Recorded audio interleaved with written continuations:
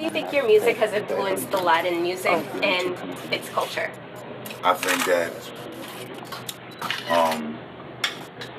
my family is Jamaican, and Latino and Jamaican are Caribbean people, with tropical people, with people that understand what that timing and that rhythm and that pocket feels like in a way unlike any other culture of people, from the bass lines to the way we choose to place our words as people of the Caribbean and of the tropics. I think that it's just it's something you can't really define in words. It's a feeling thing.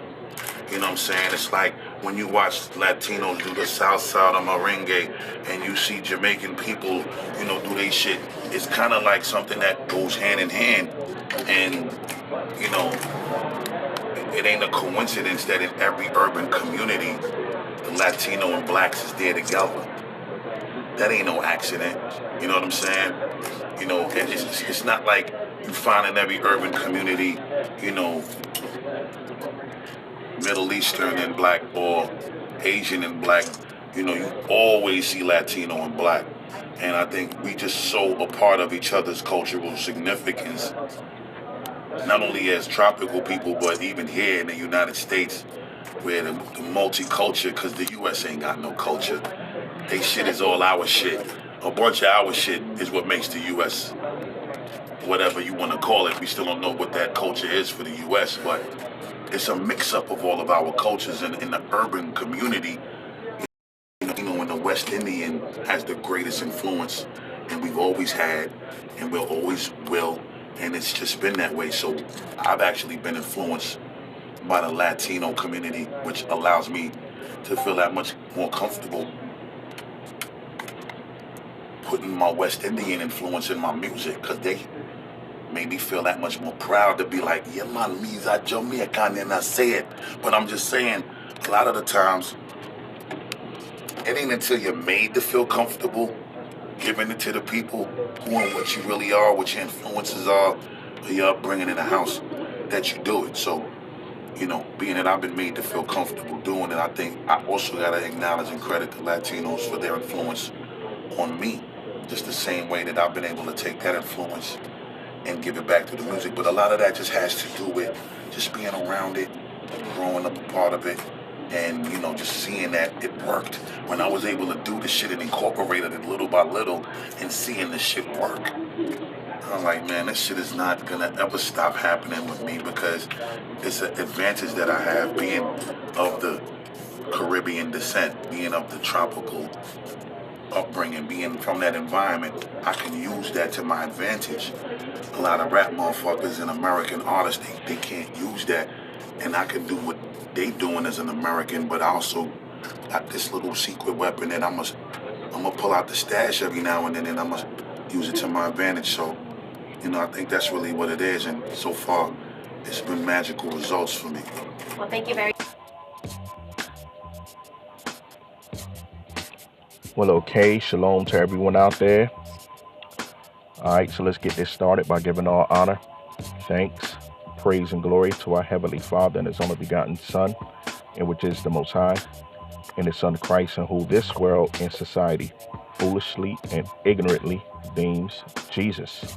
Secondly, much love and support to all of the brethren and sisters out there that's doing the work of the Most High with all truth, faith, and sincerity, spreading His word to all of our people out there with eyes to see, ears to hear, and the mind to understand, preferably towards the so-called Negroes, Hispanics, Native Americans, and Seminole Indians of Negroid descent only. Once again, this is your brother Yahawadah Yasharahla from the Sea Souls of Israel, the Rocks of Offense, and also the ambassadors for righteousness and the advocates for Christ. Once again, dropping you another video. And what this video is going to be about, sort of like a impromptu video, it's going to be about how the tribe of Judah will be the first in a mass awakening of the 12 tribes of Israel. The tribe of Judah, man. All right, so this video basically is dedicated to the tribe of Judah, right? The head tribe, the tribe where Christ is from. So as you can see at the beginning of the video, I really wasn't going to make it about, the so-called hip-hop artist that was seen in the video and who I have much respect for. I grew up listening to him, right? But, it sort of seemed like an internet craze that's going on about this topic that's going on, saying how he sort of like disrespected the so-called American Negro, right? At least that's what the video was titled, and all of the other videos that's being spread abroad across social media is titled. But to me personally, I can't honestly say that's what he really said, right? Now, when I heard people talking about it and the way I seen that their videos was titled, how he dissed so-called Black Americans and said that they didn't have no culture, I didn't really hear him say that literally when he was giving an interview. But, a lot of people can be thrown off by what's being said, by the word of mouth, or how certain videos are titled, right? And I ain't gonna lie, when I first heard that, I was like, wow, he said that. Why would he say something like that? That's kind of ludicrous, right? You know what I'm saying? So I actually was going to make a separate video concerning that. But, the Spirit told me, it was like, won't you listen to the video yourself? You know what I'm saying? I know you see all of the titles that's saying how, he sort of disrespected and degraded, the so-called Black American in the culture or whatever, or, what people are saying on social media. But, the Spirit told me, let me listen to this video myself, right? And from what I heard, and of course, what you see at the beginning of this video, he didn't really literally say that Black Americans didn't have a culture. What he said was Americans didn't have any culture.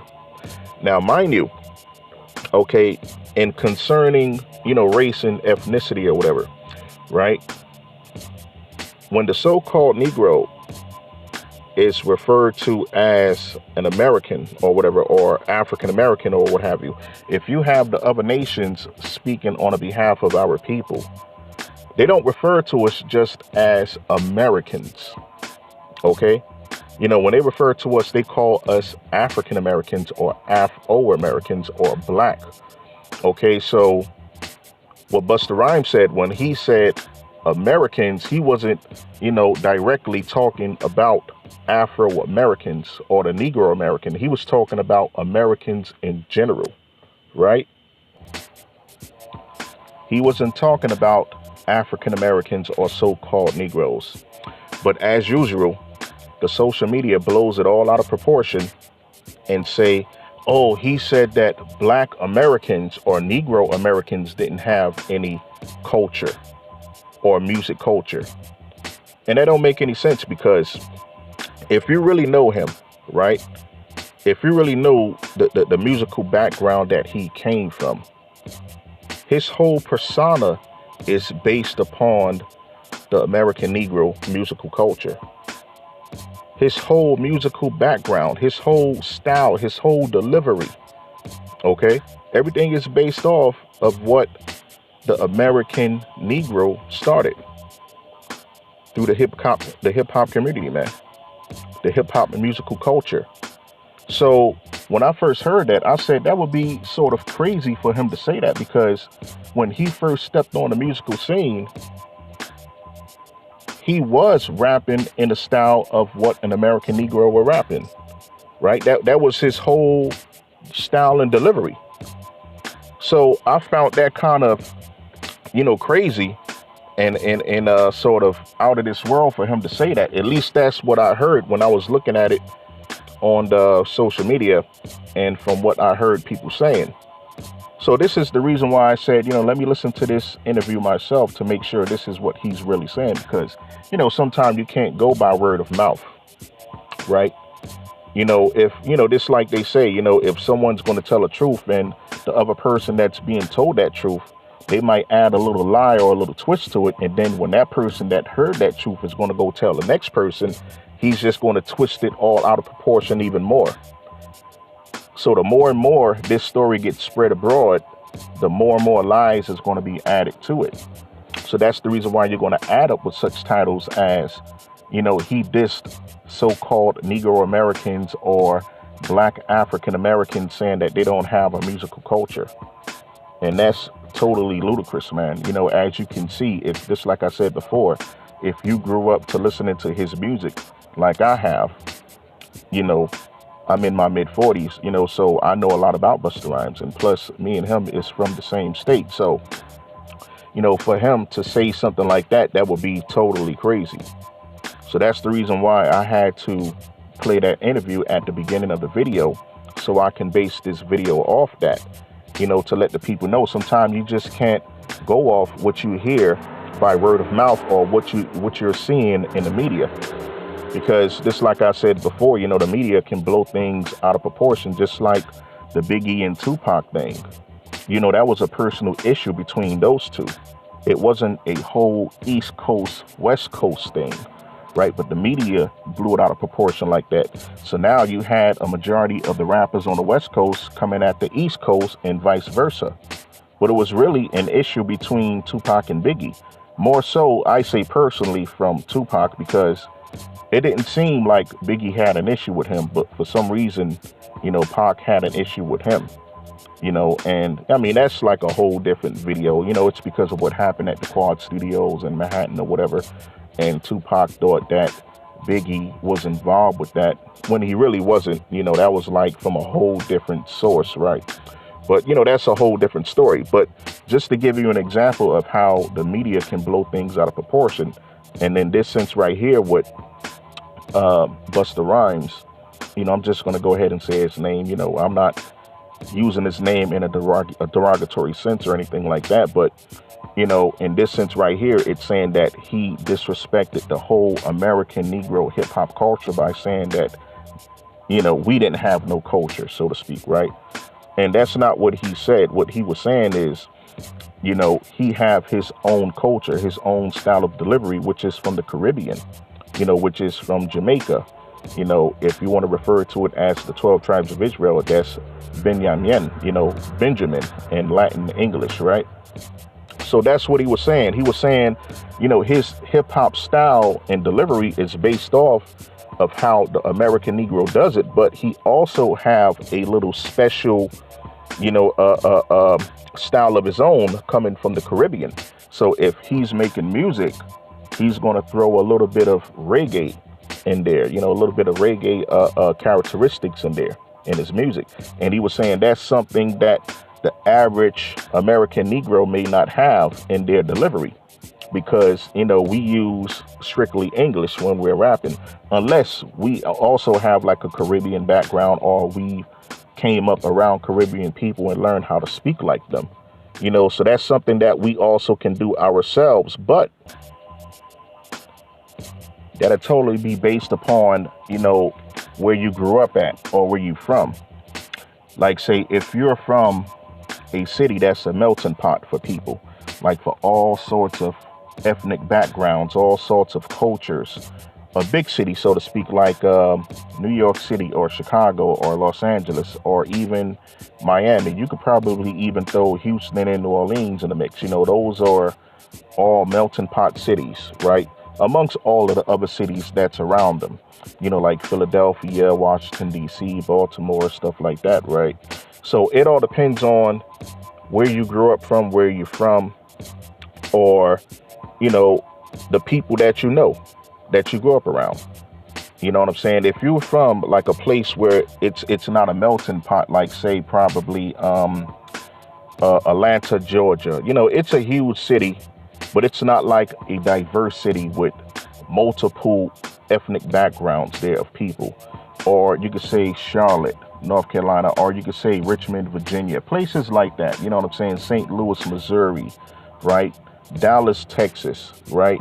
A majority of those places, it's mainly going to have like three ethnic backgrounds, which is the American Negro, the Caucasian people, and then you may have some Mexicans there too, right? You're not going to have like your Haitians there. You're not going to have your Panamanians there. You're not going to have people from Nicaragua or whatever, Peru, Brazil, right? Russia, Ukraine, or something like that. You're not going to have people from Germany there, China, Japan, North Korea, South Korea, Vietnamese. I mean, you could go on down the line, right? So you got to be from a certain city that's a melting pot of people to understand where Busta Rhymes is coming from. Being that I'm from one of those cities, I understand exactly what he meant. So I didn't take that as a disrespect to the American Negro. You know what I'm saying? Because just like I said before, his whole style and delivery is based off how the American Negro created the hip hop musical scene. But as he was saying in the interview, and also what the lady asked him, she asked him, how have the Latin community or music or whatever influenced your style of music, right? So the question was based off how have the Latin community affected his music style and delivery. She didn't say anything about how the American Negro music scene or culture have affected his delivery, because he was already based off the American music, the American Negro type of music anyway. So it wasn't really no need for her to sort of like ask her, how have the American Negro music influenced you in your music, because that's how he already was, right? So the question was, how did the Latin community influence his music and his style of delivery and characteristics concerning music, right? So right off the back there, I knew, when I first heard that, I said, it's initially not even about the American Negro, but, this is what the mass media is portraying, and then the way they're titling the video, it's like he's going at the American Negro, and that's totally false, because Busta Rhymes' mom is American Negro, right? I think, I'm not too sure, but I know his dad is from Jamaica. He's a Benjamite from the Southern Kingdom, by the way. The Benjamites are a part of the Southern Kingdom, and also the Haitians, they're the so-called Levites, right? So we're all the Southern Kingdom at the end of the day. And this is the reason why I'm doing this video, to let the people know that at the end of the day, the tribe of Judah, which is the head tribe, Judah is not the first son. Reuben is the first son, but Judah is the chosen tribe. This is the tribe where Christ came from. And we're going to lead the pack in waking up the rest of the tribes of Israel. I mean, you could just look around today and see that, from the civil rights movement, right? Okay, from music culture, from movies to politics to everything. The tribe of Judah is leading in everything, even in this truth. If you look around and observe all of the camps that's going around trying to wake up the masses within our nation of people, they're led by men of Judah, right? You're going to have a few tribes out there that have, your Mexicans, your Afro-Mexicans, or your Afro-Puerto Ricans and stuff like that. But a majority of the tribes, I say to 90 to 95% of all of the tribes that's going out in the nation of Israel trying to awaken the masses within our nation of people, they're all led by the tribe of Judah, right? So that's the reason why this video right here is dedicated to the tribe of Judah, man. The head tribe, the tribe where Christ is from. All right, so we're going to get right into it.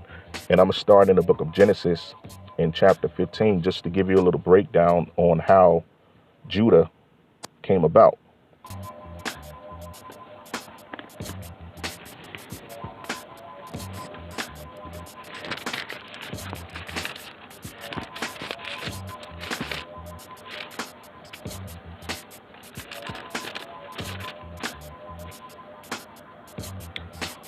Okay, so once again, just like I said before, this is going to be a little breakdown, from the lineage of Abraham all the way to Isaac and Jacob, and then to the 12 tribes of Israel, also mainly the tribe of Judah, on how he came into the world and how the tribes of Israel, which is Jacob, was the chosen people of the world, and then how it sprang to Judah as being the chosen brother of all of the 12 tribes of Israel, to have our King and our Lord and Savior spun from him, right?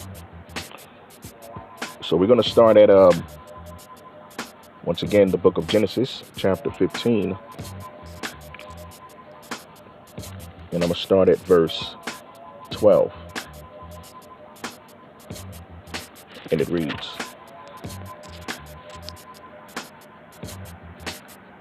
"And when the sun was going down, a deep sleep fell upon Abram." Okay, so that's, in other words, Abraham. Before his name was changed to Abraham from Abram, that was his name, right? Which is Abram. "And lo, and horror of great darkness fell upon him." Verse 13. "And he said unto Abram, Know of a surety that thy seed shall be a stranger in a land that is not theirs, and shall serve them, and they shall afflict them 400 years. Okay, so this is the Most High speaking on to Abram, which is also known as Abraham, letting him know that his seed, which is his lineage, his children's children, is going to be in captivity to a land that's not theirs, a people that's not of their nation, right? For 400 years, all right? And that should be a hint to everyone that's listening to this video. For those who don't know or unaware, it is said that we've been over here for 400 plus years, counting back from the date of 1619 all the way into 2019, all right? It's now the year 2022, so that makes it 403 years. Now, personally, I think it's way more than that. I mean, we're talking about since the 1400s, all right?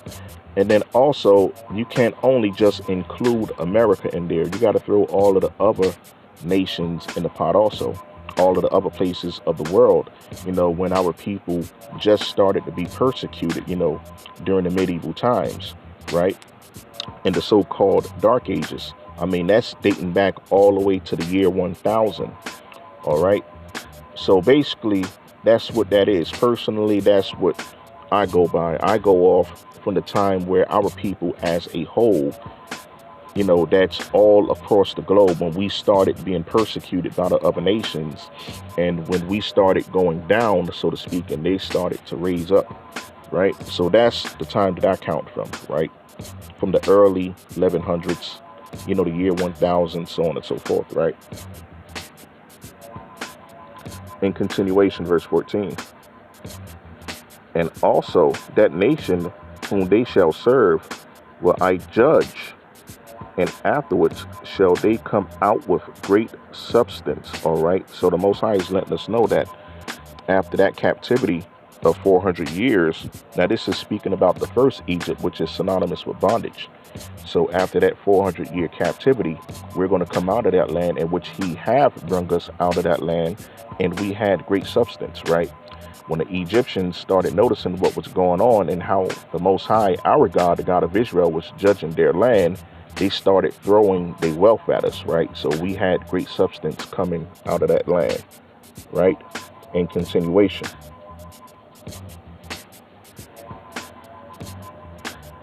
Verse 15. "And thou shalt go to thy fathers in peace. Thou shalt be buried in a good old age." Verse 16. "But in the fourth generation they shall come hither again, for the iniquity of the Amorites is not full yet." Okay, so that's what the Most High was basing that upon. Because of the Amorites,